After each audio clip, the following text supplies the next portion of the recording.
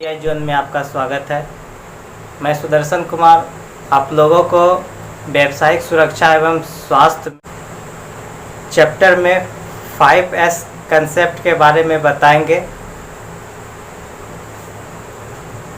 5S अभिधारणा के बारे में चर्चा करेंगे। चूँकि 5S कंसेप्ट जापानी भाषा से लिया गया है, हम इसके बारे में कुछ जान लेते हैं कि 5S एक ऐसी प्रणाली है जो एक व्यवस्थित कार्य प्रक्रिया को कायम रखते हुए अपव्यय को कम करती है एवं उत्पादकता को बढ़ाती है। अब आगे चलते हैं कि 5S कंसेप्ट में पहला S का क्या मीनिंग होता है। पहला S है छटनी करना। दूसरा S का अर्थ होता है क्रम निर्धारण करना, इसी को इंग्लिश में हम लोग कहते हैं सेटिंग ऑर्डर। तीसरा S का अर्थ होता है साइन, जिसको हिंदी में कहते हैं चमकना। और चौथा S का अर्थ होता है स्टैंडर्डाइज, जिसका अर्थ होता है मानकीकरण। और पांचवा का अर्थ होता है सस्टेन, जिसको हम कायम रखना कहते हैं। ये 5S कंसेप्ट किसी भी संगठन के लिए या कोई भी कार्यशाला हो या कल कारखाने हो, उसके लिए बहुत इम्पोर्टेंट है। खास करके ये कारीगरों के लिए भी इम्पोर्टेंट है और ये उनको अपनाना भी चाहिए। अब क्रम से देखते हैं कि 5S अवधारणा में पहले S का मीनिंग होता है शॉर्ट, जिसका हिंदी अर्थ होता है छटनी।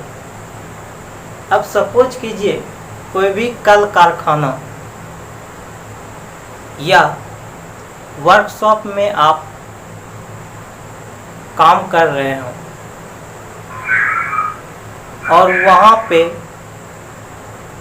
बहुत सारे कल पुर्जे एवं टूल्स एवं इक्विपमेंट खराब पड़ा होगा या बेकार होगा। वैसे सब टूल को जो हम कह सकते हैं वो अनुपयोगी है, वैसे सब टूल को हम वहाँ से क्या कर देंगे, हटा देंगे। पहला काम मेरा यही रहेगा शॉर्ट, मतलब अनुपयोगी टूल्स को वहाँ से उस जगह से हमको क्या करना है, हटा देना है। पहला मीनिंग हो गया शॉर्ट, मतलब उसको हम छटनी कर दिए, हटा दिए। फिर दूसरा है क्रम निर्धारण करना, सेटिंग ऑर्डर। 5S का दूसरा है क्रम निर्धारण। हम क्रम को कैसे निर्धारित करते हैं। क्रम निर्धारण करने का अर्थ ये है कि अब हम उसका क्या करेंगे, वैसे सब टूल्स को हटाने के बाद हम उसका एक लेआउट बनाते हैं कि सपोज कीजिए ये हैमर है, तो हैमर का एक प्लेस निर्धारित कर लिए कि ये हैमर इस जगह रहेगा। चीजल है तो उसके लिए भी एक प्लेस निर्धारित कर दिए कि यहाँ पे रहेगा। इलेक्ट्रिशियन नाइफ है तो वो इस जगह रहेगा। ऐसा इसलिए करते हैं कि सेटिंग ऑर्डर, ताकि हमको कोई भी काम करने में जो टूल्स या इक्विपमेंट की आवश्यकता होगा, हम उसको आसानी से हम वहाँ से उठा सकें। तीसरा है चमकना, शाइन। अब किसी भी वर्कशॉप में या कार्यशाला में आप काम कर रहे हों और वहाँ पे स्वच्छ वातावरण नहीं हो, रोशनी का प्रबंध नहीं हो,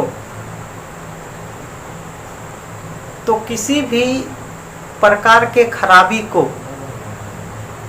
या जो कुछ आप बना रहे हों उसको बनाने में आपको क्या होगा, कठिनाई होगा। इसलिए वहाँ पे ये चमकना बहुत अनिवार्य है, यानी स्वच्छ वातावरण का होना बहुत ज़रूरी है। अब चलते हैं, चौथा है स्टैंडर्डाइज, जिसको हम लोग कहते हैं मानकीकरण करना। ये तीनों जो पहला देखे थे शॉर्ट, दूसरा हम लोग देखे थे सेट इन ऑर्डर, तीसरा जो हम लोग देखे थे साइन, ये तीनों हमारे मानकीकरण के अंतर्गत आता है। उसके बाद कायम रखना, कायम रखना यानी सस्टेन। हम इस चीज को जितने भी ऊपर 4 प्रकार के देखे, छटनी, क्रम निर्धारण, चमकना, मानकीकरण करना और कायम रखना, कैसे हम उसको कायम रखेंगे? या तो बीच बीच में हम वहाँ पे क्या करेंगे, भ्रमण करेंगे, बीच बीच में हम क्या करेंगे, वहाँ पे हम उस चीज का हम लोग क्या करते हैं, संकेत या पोस्टर वहाँ लगाएंगे, फिर यह समाचार पत्र ऐसा करेंगे, फिर प्रदर्शन करेंगे, या हम क्या करेंगे, बीच बीच में विभागीय भ्रमण करते हैं। तो हम यह कह सकते हैं कि कायम रखना का उद्देश्य उचित रूप से विधियों एवं प्रक्रियाओं से है। फिर से हम एक बार देख लेते हैं कि 5S कंसेप्ट में छटनी करना है, शॉर्ट, फिर set in order, shine, standardise, sustain. Sort के अंतर्गत कोई भी अनयूज मटेरियल है उसको हम यहाँ से क्या कर लेते हैं, हटा लेते हैं। सेट इन ऑर्डर में हमने क्या देखा, सभी टूल्स और इक्विपमेंट को हम एक क्या करते हैं, क्रम से रख देते हैं, उचित प्लेस पे रखते हैं, ताकि हम उसको क्या हो, काम करने के समय आसानी से हम उसको एक जगह से दूसरे जगह ले जा सके। तीसरा है साइन। साइन करने में हम क्या देखें कि कोई भी स्वच्छ वातावरण होना चाहिए, तभी हम किसी भी खराबी को या कोई भी जो काम कर रहे सूक्ष्म से सूक्ष्म काम को हम आसानी से देख सके और उसको निवारण कर सके। चौथा देखे थे स्टैंडर्डाइज। ये तीनों जो है छटनी करना, क्रम निर्धारण, चमकना, ये मानकीकरण के अंतर्गत आता है। मानकीकरण के अंतर्गत के बाद हम रखते हैं लास्ट सस्टेन, यानी कायम रखना।